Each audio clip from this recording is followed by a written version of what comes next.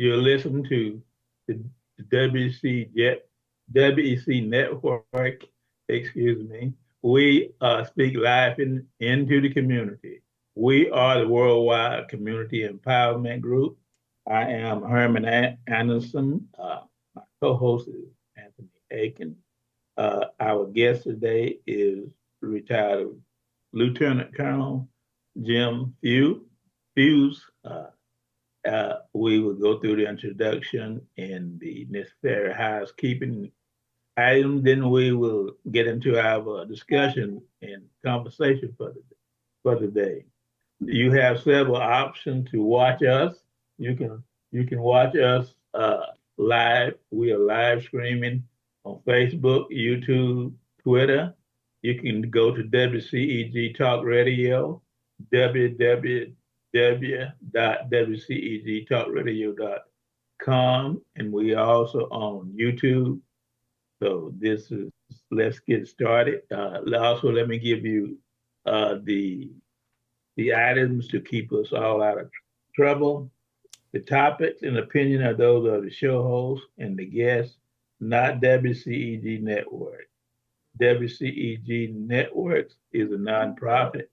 Our business office is 404-490-8646. So we would be happy to hear from you.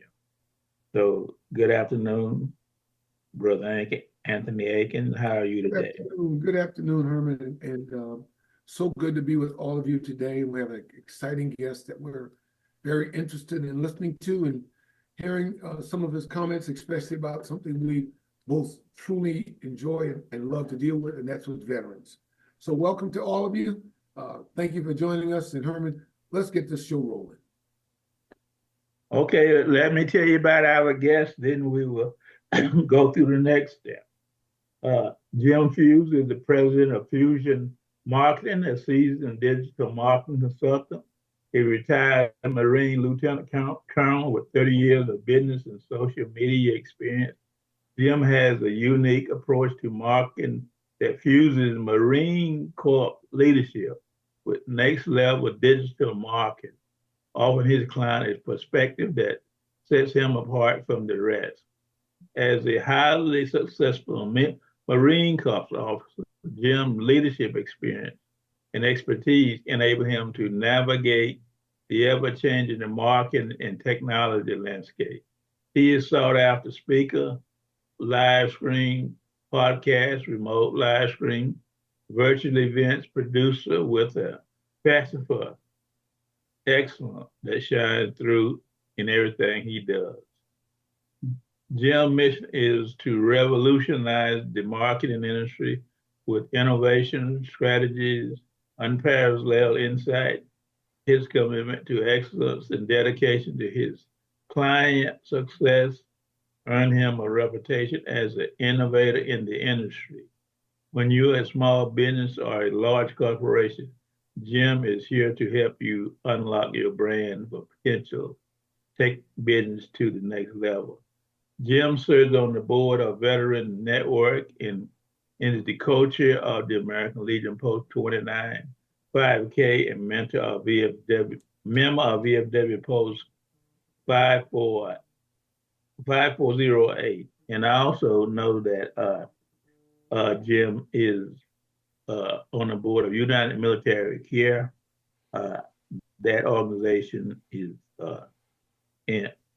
operate throughout Georgia and I believe nationwide now. And they just had a big event in Rome on May 16th, which was yesterday. So he's going to tell us about that and what's coming next. And so let's get started, Jim. Yeah, no, it's exciting to be here. I appreciate both you gentlemen having me here. Great to be around other veterans. And so, yeah, let's get going. So with the event yesterday, I'm aware of United Military Care, and I also know that Kim, the founder, I believe, has others coming up, and she last couple of years, she's had big ones in Cobb County. So just if you could briefly tell us what the event is and how it went yesterday.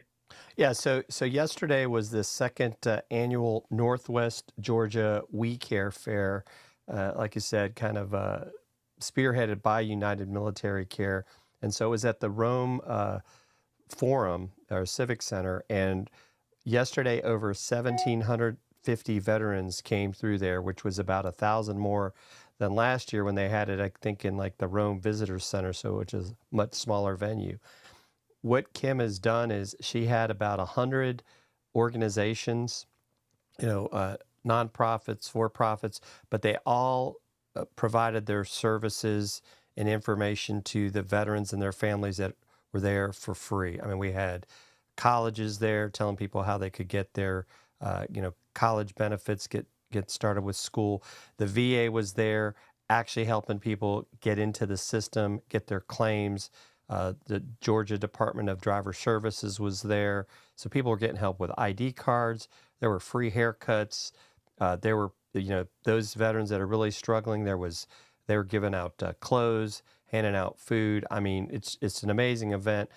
I don't know if you were able to attend the one, like you said, that was in Cobb last summer, and there'll be another one, I believe, in November. That one helped over 3,000 veterans. And so Kim has really hit on something that, and it's what got me involved, is the fact that we want to actually, help veterans and do something, as opposed to what I'm sure you both see a lot of times is a lot of hot air coming out of people's mouths about how, oh, I'm here to help veterans, but are they really doing anything? Well, that Great. sounds like a great event on yesterday. You said 1,700 people. Yes. That's enormous. So that's kudos to you and the other organizations involved with that, because with that number 1,700, that's just a scratch. Yes. A scratch of the number of veterans that are out there that could get there or could not get there. But I commend you. Continue on with it. Herman and I both been involved with things like that. It's a great thing to do. I commend you on that. Thank you. So, as in your business expertise, how veterans that have businesses and are nonprofits that are interested in updating their technology, and also an issue that Anthony Nascus is just getting veterans like myself, Vietnam era veterans, to use the technology. What are your thoughts on that? Well, first of all, the fact that you have this show on YouTube is a great thing to happen, because I think first of all, the whole digital marketing world can be overwhelming. I think what I see, the VA, a lot of these government agencies are becoming more and more electronic, and there's a lot of the older veterans, and I include ourselves in that group, that aren't comfortable with it, right? And so I think some of it is the education. And so I tell some people sometimes, you can start as simply as record a video on your phone and get it uploaded to YouTube. Tell people what you do, because what YouTube does is it's a big search engine. And so I'm going to go on there and I may search for how to fix my car, or how do I set up a meeting? And if you've created a video about that and that's your area of expertise, you can put the information and links on there. Because I think there's this whole, I have a friend I work with, and he's kind of come up with a great description. We are the digital analogs. We grew up without technology.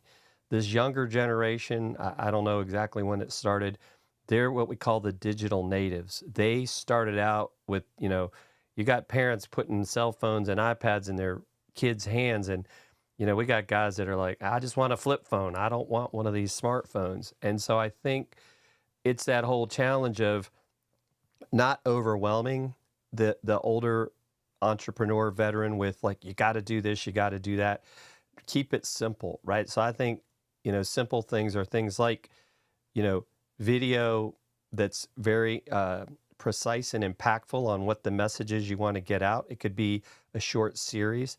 I think what you're doing here with this show is a perfect example of how people are going to learn not only about what you do, but also it builds video, to me, builds know, like, and trust better than any other platform. You're seeing us, you're hearing us. I like to joke, the only senses we're not getting right now, and that may change with AI, is touch, taste, and smell. Yeah. Right? But you can tell if I'm, putting on an act, you can tell if I'm reading a script. So I think just be genuine, be honest. And I think where we as veterans, I think excel is a lot of us were put in positions where we were in front of people and we had to talk to people and tell people what to do.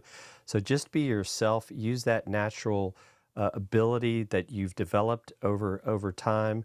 Like I'm sure the colonel has no problem talking to a group of people, but I think where it feels weird sometimes is you're talking to a camera and you don't have anyone there and you're worried about, well, what do they think of what I'm saying? Well, don't worry about that, right? It's getting those repetitions and you get better and better. Just like I'm sure for you, Herman, with this show, right? As you've done more shows, you've got more comfortable. And so I think it's that continuous improvement. Don't be afraid to ask questions. None of us are perfect. And if you don't like the video, if it's recorded, you can just do it over. You said a bunch then. I mean, that was following you like crazy. I loved it because I think you hit a lot of points on head. Like, I go to the VA often, and I was just telling Herman this week that I saw a World War II veteran. He was 90 plus years old. Mm-hmm. He's not going to be a smartphone kind of guy. Right.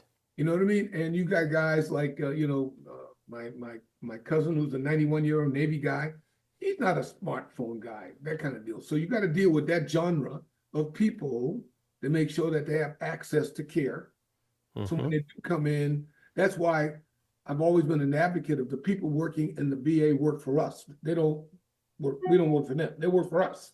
So when they see us come in and they see that we need to support, I don't care if it's getting you to a clinic or helping you plug in your mileage, whatever it is, that's your job. So having people to give you the support, put them in the environment, and I love the aspect of the social video world because it is just unbelievable of what it does. I was just taking a look because I have a brochure here that I look at often about how do I tell my story on the social media.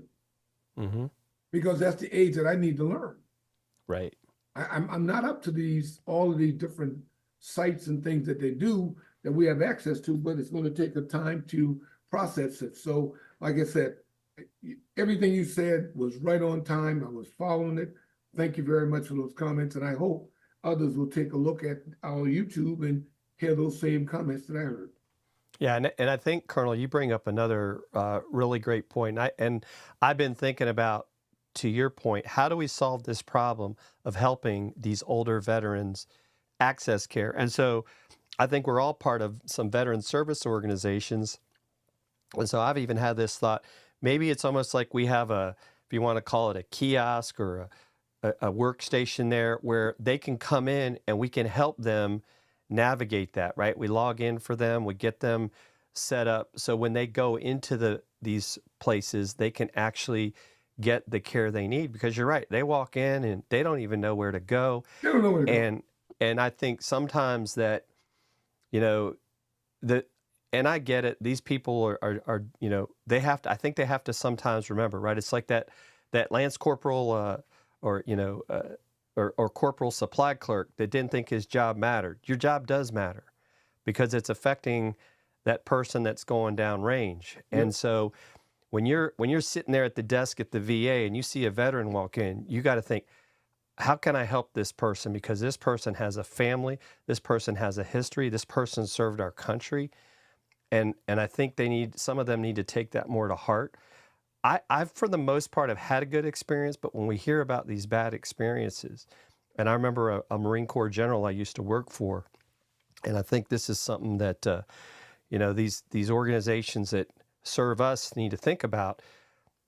you know, we were willing to accept, as an example, a Humvee taking 6 months to get fixed, right? But if it was my car and I took it down to the shop and they told me it was going to take 6 months to fix my car, I'd say that's not going to work. That's not satisfactory. So why do we accept that? Oh, well, you're going to get to see a doctor in 3-4 months. It's like, no, we got to figure out a way to get these people care in a timely manner, just like you would expect in the private sector.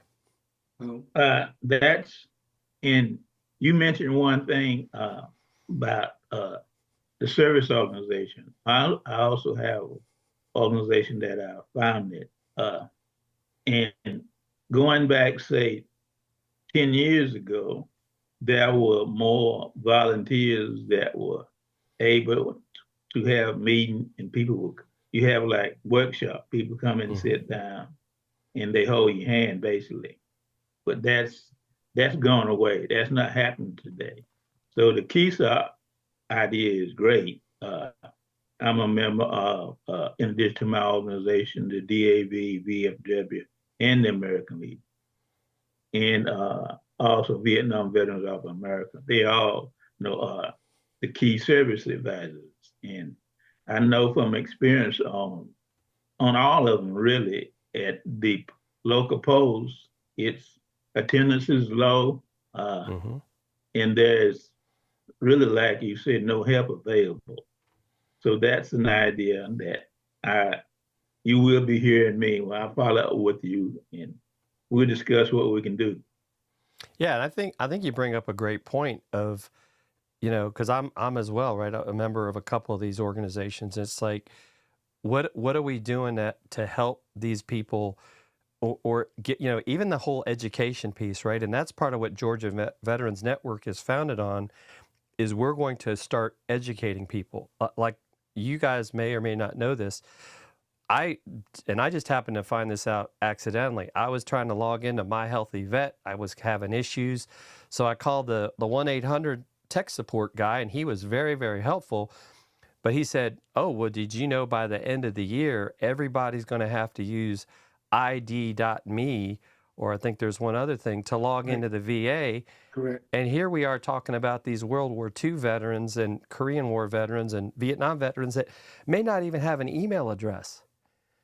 And so how are they going to get set up? So, you know, there's a lot of that generation still here that is going to need help and service. And so we can't just have technology be the roadblock from these people getting care. And I think that's something that, you know, VSOs need to help address.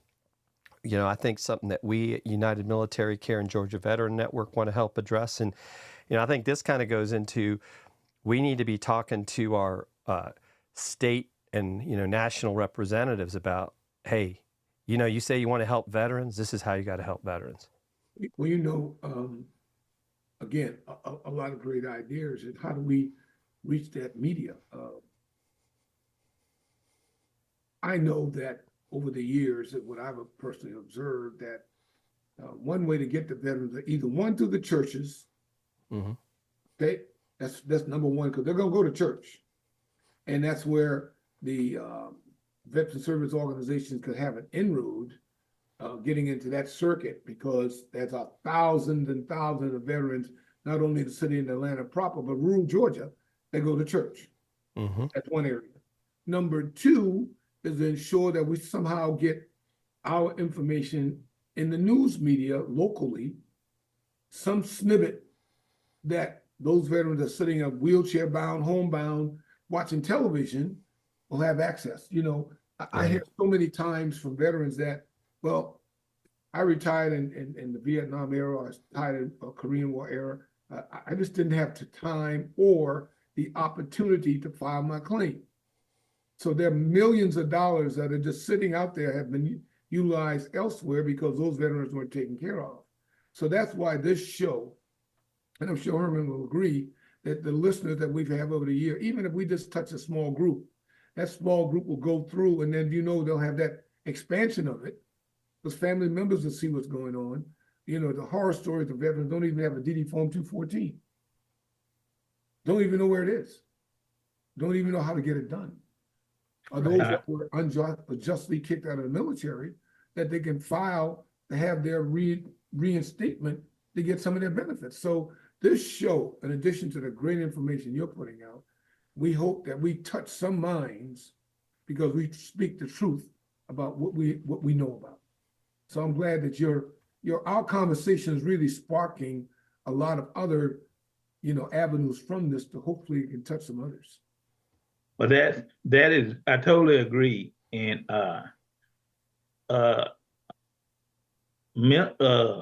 church ministries is we've been doing this 7 years plus, and church ministries is one of our first objectives and we have been able to get a few started, and they're still going, but that's on the list of things that we talk about, and also, as you mentioned, it's getting veterans involved in I don't want to say politics, but in the political process and understanding,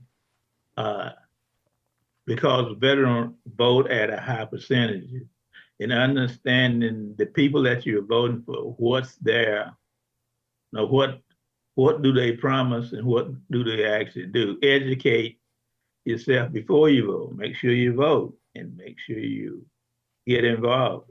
But that's I've had more than once someone tell me from the state of Georgia that's a representative is that it's the legislative at state of Georgia, they are friendly to veterans, but we don't really tell them what we want. So it just sits there. So to me, that's a message to us that we, as you mentioned, veterans need to get more involved in. Yeah, Herman, that's a really great point. And I was thinking about it, even when I was coming back, because so Senator Ossoff had some of his staff members at the We Care Fair. They had a table, and if you go look at people's track records, and I'll tell you that I was impressed because I didn't know this until I had learned this. Senator Ossoff has co-sponsored a lot of bills that benefit veterans, and he's co-sponsoring it with a Republican, right? So this isn't, one party or the other thing. He's seeing that.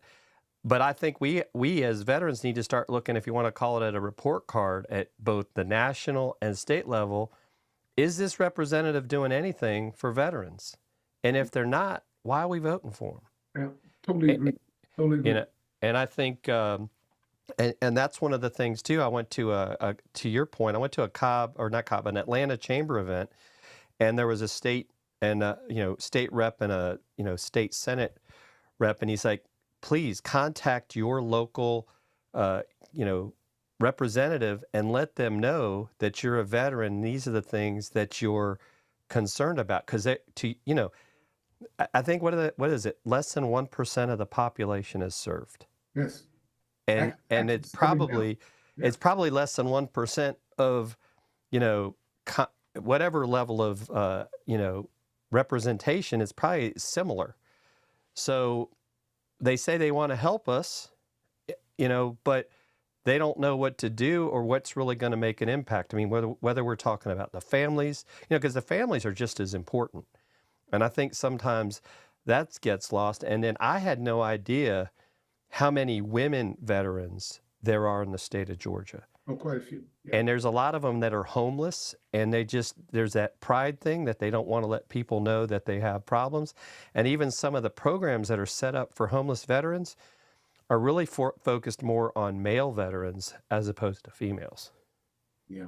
Well, I think one issue from the judicial standpoint and the executive body standpoint, going back to our social studies days, that a lot of them are, what boomers are we in now? We're in the baby boomer era. So our trials and tribulations took us through the military. The current people in Congress now, very few are military related. So there's no connectivity between what we have done, 1970 at Bragg or whatever at Benning. They have no connection to that. All they see is Herman Anderson, 9 digits for Social Security number, and that's it. There's no face to it. There's no feeling to it. There's no emotional tie to it. So when they see something come across their desk, if there's no advocate in his or her office, they won't jump on it. They'll take the few, like Oscar and the few to co-author bill. And I'm glad that someone from across the aisle is involved with that, because that's important. But we don't have enough of that. Judicial and executive level to make policy changes. We went through 4 secretaries of the VA. Right. Well, and we're finally getting ahead of the VA here in Atlanta after having an interim person for over a year, I believe. Yeah, but when you take a look at the rating, Atlanta's VA has been rated 1 or 2 for years because of the lack of leadership, because of the lack of medical care or care at all. So we as veterans in this show, God darn it, I'm so happy that we have it, because we can really push out the truth of what they need to do, what we think about it, and hopefully affect some change. So continue, man. My juices are flowing. It's a good one. So let's roll on. It's a good one. Yeah. So let me mention one thing about my organization. We are having a military appreciation family cookout tomorrow in Clayton County. We advertised it on event, and we had 250 positions. We actually filled all the positions, but it's military appreciation.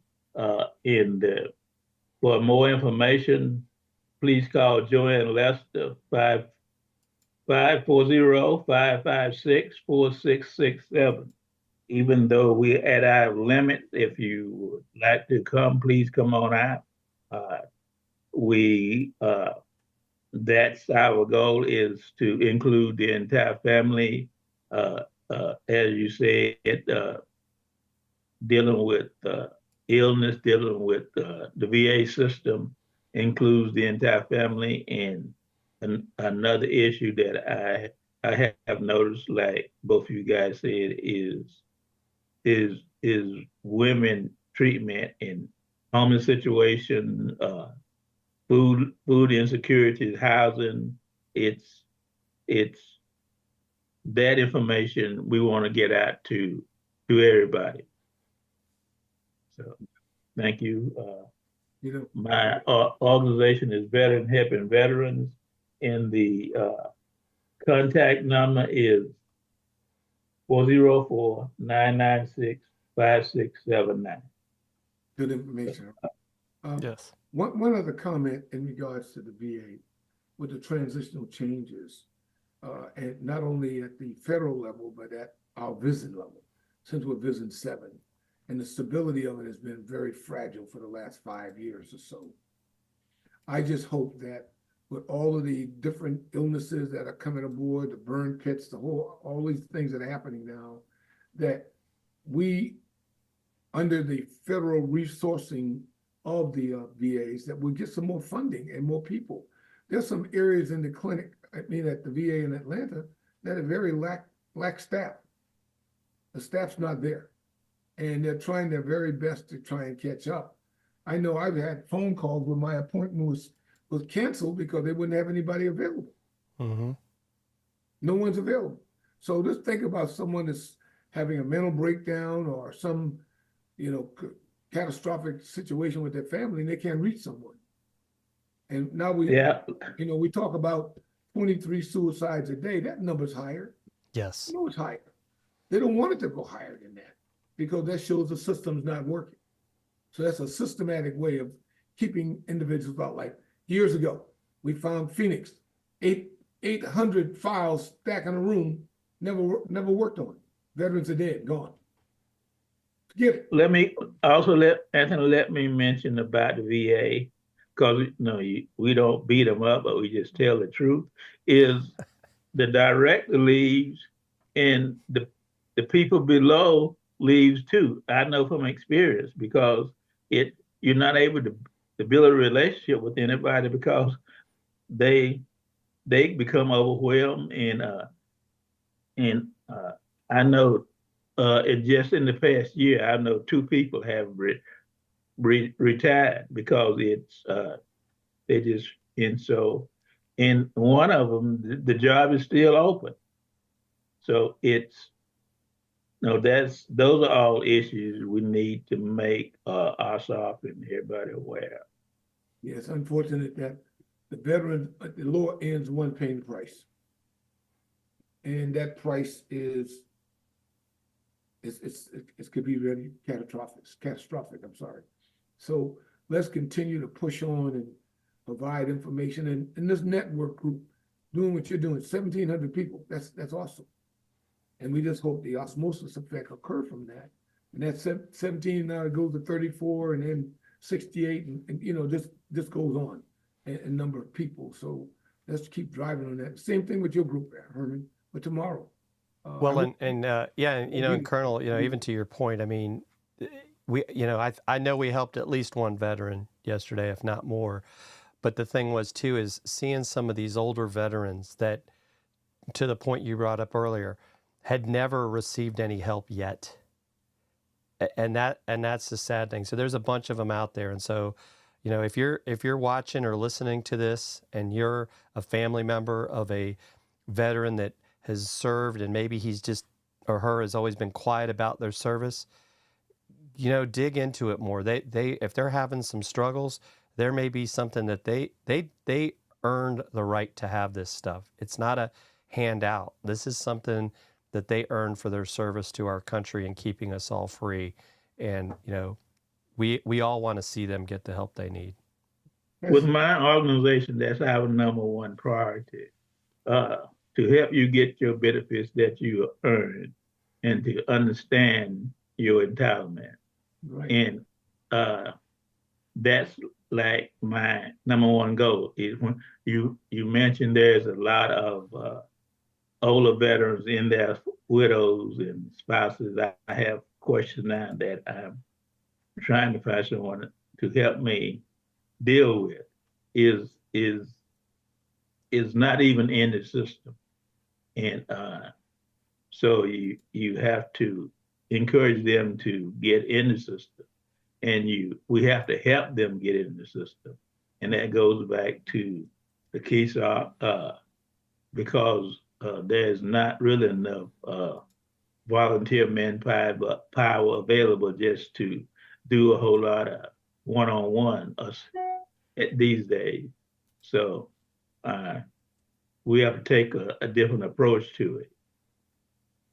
Has your organization thought about trying to get on the public broadcasting system, PBS, for and I know that could be quite expensive, but the public broadcasting system has a very wide viewer base. Even if it's like a 30-minute deal that talks about your network or the importance of, you know, VA benefits and compensations, they have a number to call to get it started. Have you thought about that? Has that been on the table yet? You know, I don't know that if that conversation has come up yet, but I think that's a really good idea. I think, you know, maybe that's something too that we could get someone to donate to allow us to do that. But I think just that whole idea, and that's definitely, you know, because I started working with them, you know, late last year, but it's that whole idea of, like I talked about earlier with entrepreneurs in the veteran spaces, we need to do more video messaging, right? We need to start increasing our presence on things like YouTube, and a lot of it, it's not so much about, you know, about us, but we want to educate you, the veteran or the veteran's family, about these are the things that are available to you, and this is how you access them, at least in the state of Georgia. And that video works. I can tell you that works because it's an imagery thing. Yep. And just like watching television, right? You continue to watch it, you'll remember it, and it'll kick and become to the point that information will start to spread. I agree. Well, consider that. That was just a thought that Oh, that's a good. I think that's a good idea. I just said not. Broadcasting is a wide base, and I think with your network, it should be even more of a wider base. Yeah. Mm-hmm. I think also I've learned in the past, after the pandemic, is is passed in, I'll say about the last year and a half. The Georgia Department of Veteran Services and actually the VA, the VSOs, because I'm part of several VSOs, is we need to do a better job, particularly the Georgia Department of Veteran Services, of using those services that are there in part one. Part two is kind of have to stay on the VA case and include them too, because they have resources that help the local posts or help the local people. But you got to get, it's all about human resources and getting someone to collaborate with you. So that's my goal. And I think yesterday was in your organization was a good example. Yeah. Well, and the other thing, Herman, it's not just the fact that we did one in Rome and we've done one in Cobb, or actually two in Rome, but there are other parts of the state of Georgia where they're contacting, Kim Scofie saying, hey, we'd like to have one of these We Care fairs where we are. So there's definitely a need out there. The question is, there's only so much bandwidth right now for United Military Care. So how can we help these people, get started and do the same thing? Because I think it's that I think you guys always know, right? It starts at that grassroots level. Mm-hmm. If we're waiting for the people above us in D.C. or even at the state capitol to make things happen, in some cases it's going to be too late. That foundation, it's just like the old, that old triangle effect. People at the bottom pushing up. And once they see that work goes on, it works. I mean, that one team, one mission concept. I've always been an advocate of that. And we all become on one team, become one mission, because during that process, we're going to develop, what's that one key word? Relationships. Mm-hmm. And once relationships are established, that communication now becomes easier to hear and easier to share thoughts. And as a result of that, things move up. So everything that I've been involved with, including this show and everything else, has been about developing that foundation of trust, that foundation that we can make people, understand our mission, and that's to share information. We don't get paid for this. This is something we enjoy and we love. We can do something else, but because of our passion and dealing with soldiers and veterans and sharing information, it took me 2 years to go through that process, but I persevered. And I have no qualms of what my success rate has been with the VA, because I understood and I followed what the system was there. A lot of folks don't do that. But if you follow the system as it's designed and you make people accountable, my thing is to make people accountable. So I tell them all, when I go to the hospital, to the VA, and everybody else goes there, we're not going there for fun. We're going there for a reason. We're sick. Yep. So I don't need your attitude when I come into this building. I need your help. And if you can't do that, let me speak to someone that can, and hopefully you're out of the system, because we don't need you in that system. We need you to help us in the system, because they said we had a blank check when we signed in. Right. I'm cashing it. I'm cashing my check. Yep. Because you deserve to. 26 years. And I enjoyed every day. So that was my choice. So I commend you. I commend Herman's group. I commend anyone that's involved to help that veteran and their families, especially caregivers. I'm battling right now with the VA on the Caregivers Act. 88% of people that apply for caregivers are denied. Why? 88%. So, going in, you're up against a machine that doesn't want to help you. So the Oshkoffs and all those folks need to take a look at that. 88%? That's astronomical. Yeah. And that's a great point, Colonel. That's the sort of thing we need to be letting our representatives know, because that is, in fact, it's interesting you mentioned that, because, my father passed away, recently, and he was a veteran, and we went through that process, right? Because same thing, right? He had served pre-Vietnam. He had his had never really gone to the VA, and so we went through that process. And even though he got his, some of his things taken care of, they're like, he got denied for the care, and it was like, well, why? You're just telling me no, but you're not giving me an explanation of what we're missing, what we need to do, and and I'm someone like you who's been in the process myself, but it's not easy when we're trying to help others sometimes to figure out, what it is. Because first of all, unless you've got certain paperwork signed, they can only talk to the veteran. They can't talk to other people that may want to help them. No.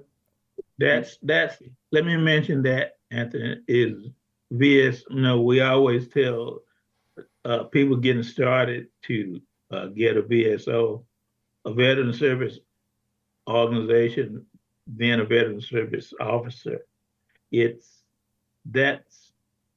That's what people should do, but that's I think in today's situation, this is the Veteran Service Organization and Georgia Department of Veteran Services and the VA also supposed to have veteran service officers. Correct. But it's hard to find a veteran service officer.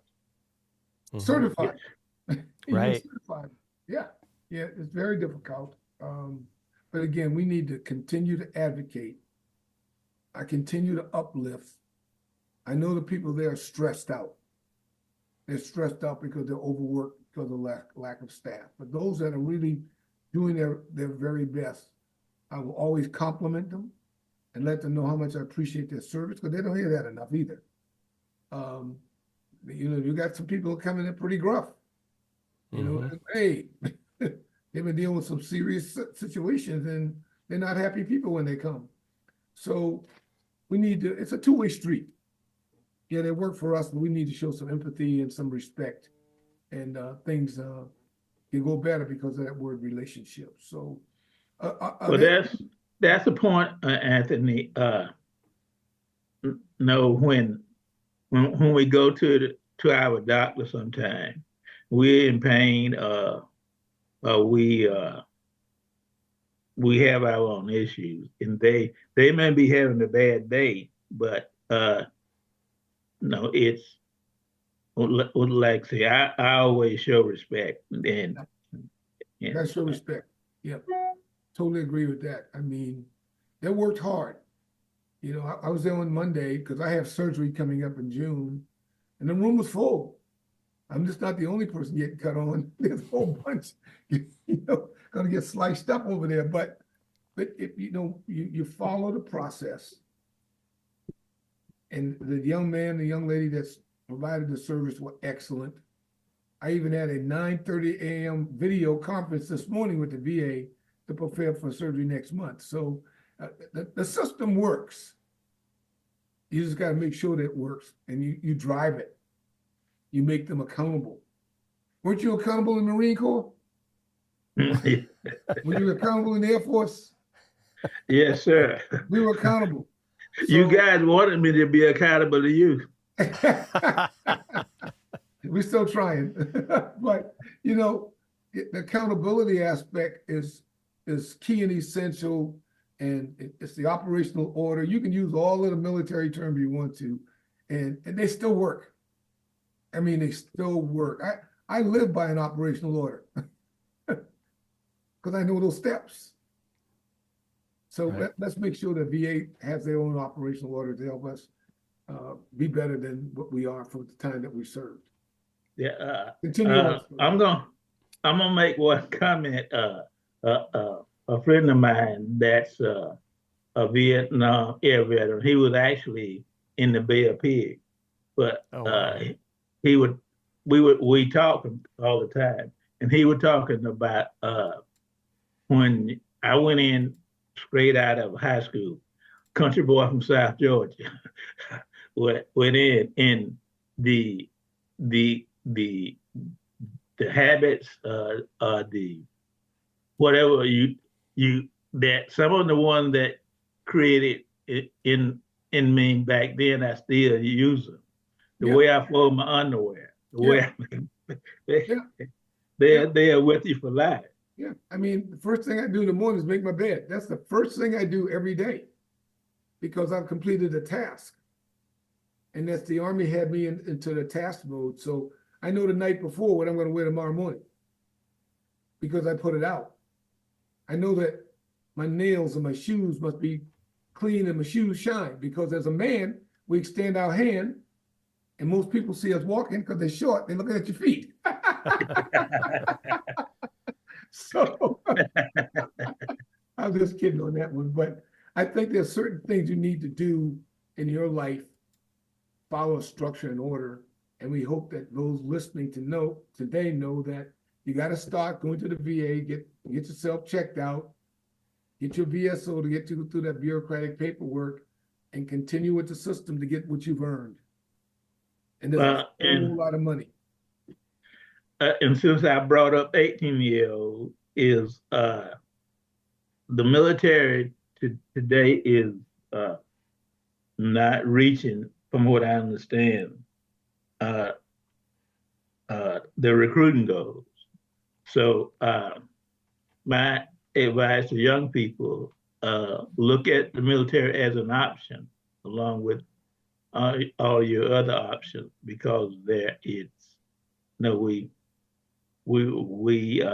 spent the last 45 minutes talking about what can happen, what you can be after you got out. But it's, take a look at it, and as you start your life's journey. Yeah, life journey is correct.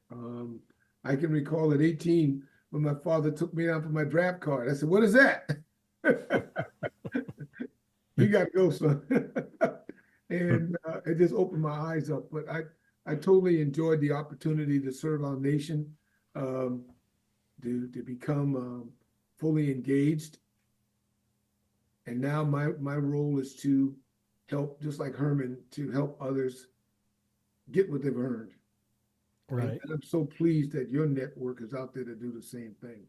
Well, and I think too, part of what we're doing, not only with the United Military Care, but with the Georgia Veterans Network, is it's like we're vetting these organizations. We're making sure, because there's also a lot of scammers out there that people need to be aware of. And like one of those things too, and you guys have probably been seeing this a lot, especially like, the Camp Lejeune water and even the stuff that's happened with the PACT Act.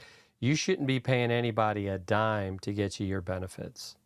Yeah. There are organizations, you hit on it earlier about the Georgia Department of Veterans Services. They can help you get your benefits. It's not going to cost you anything.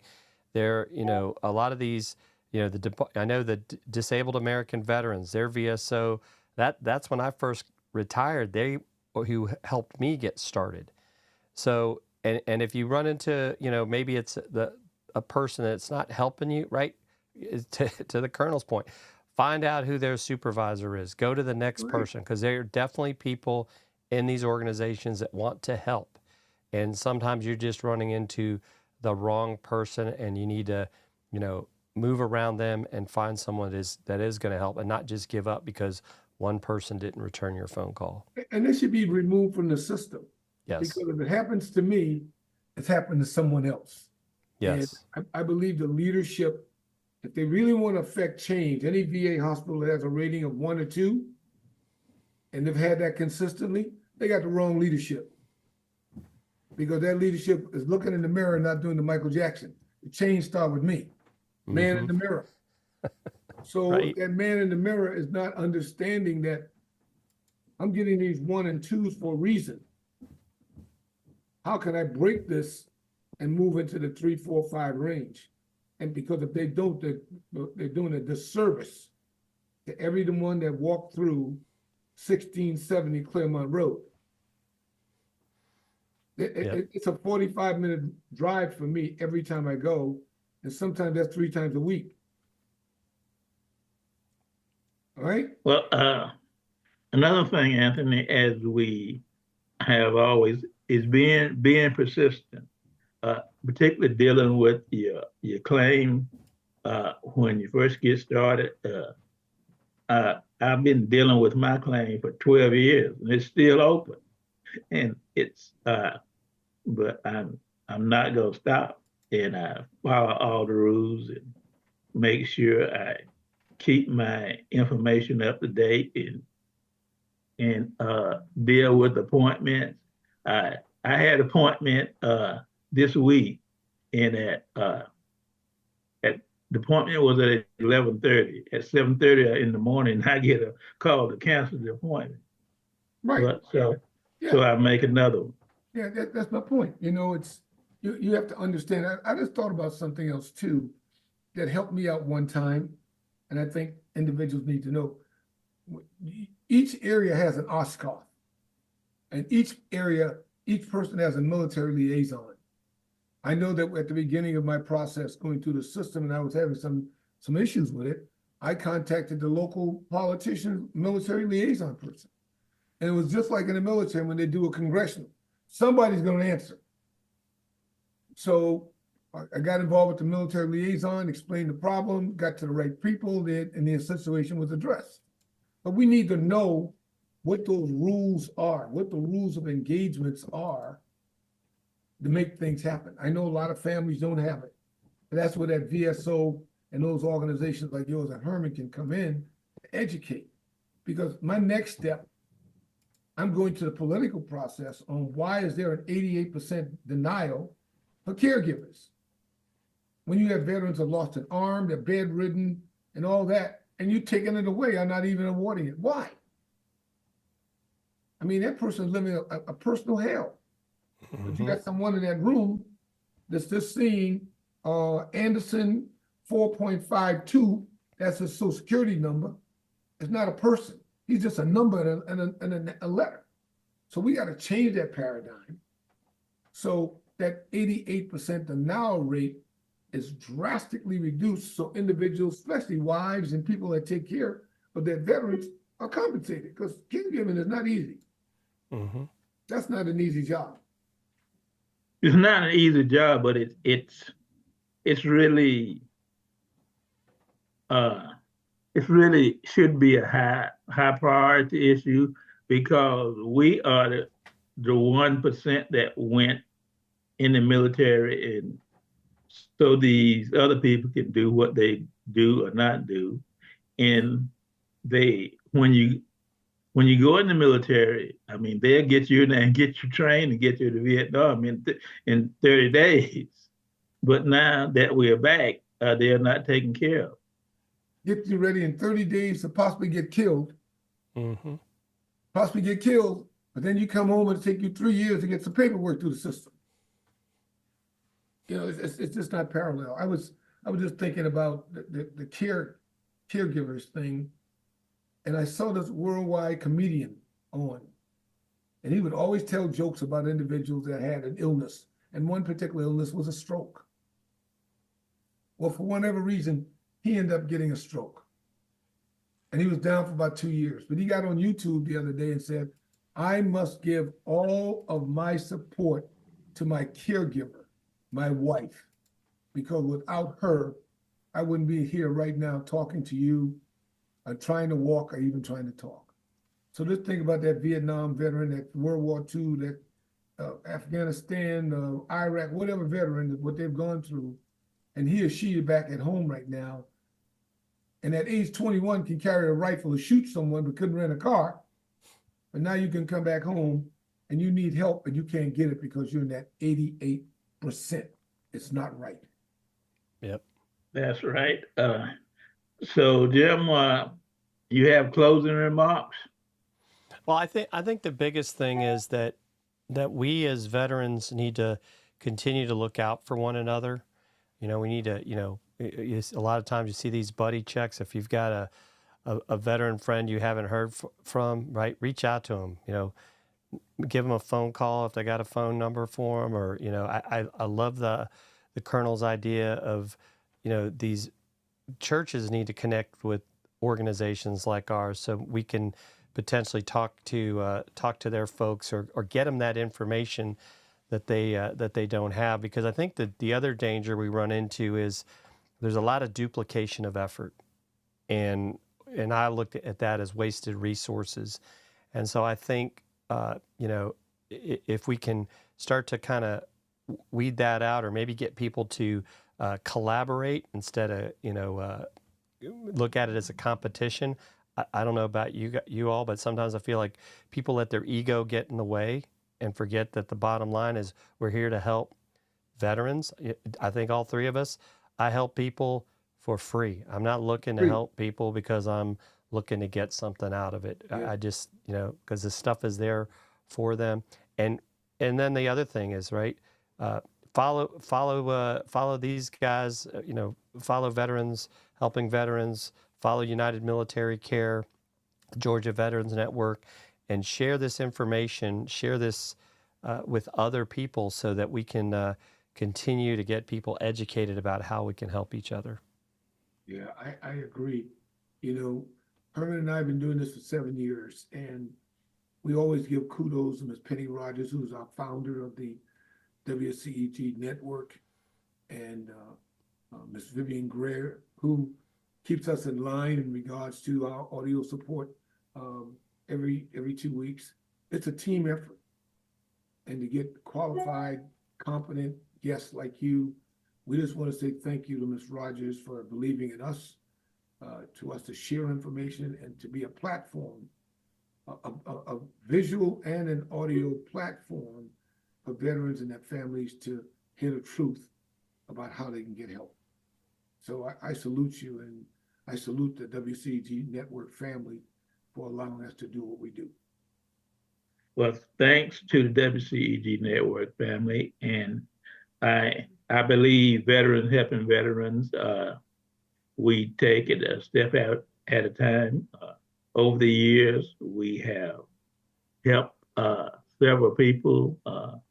We have, Anthony and I have received calls for people that their wife or someone in their family kind of, Anthony used the term, kick their butt and got them involved, and they received their claim benefits. And so it's, as we say, we put in our time for free, and Ms. Penny Rogers provides the network, the opportunity. So thanks to WCEG Network, and this is Friday afternoon, and Veterans Day is taking a sabbatical. We'll be off until late August, early September. So we thank you, and we're looking to re-engage with you in the fall. Fantastic Thank you, guys. show, sir. Thank you very much for coming on, sir. Appreciate Thank you. Thank you for having us. Thank you. Herman, great show, man. Yes. It's a great show, and I always enjoy being here with you and having these outstanding guests, and it's just invigorating. I look forward to it every time on the air.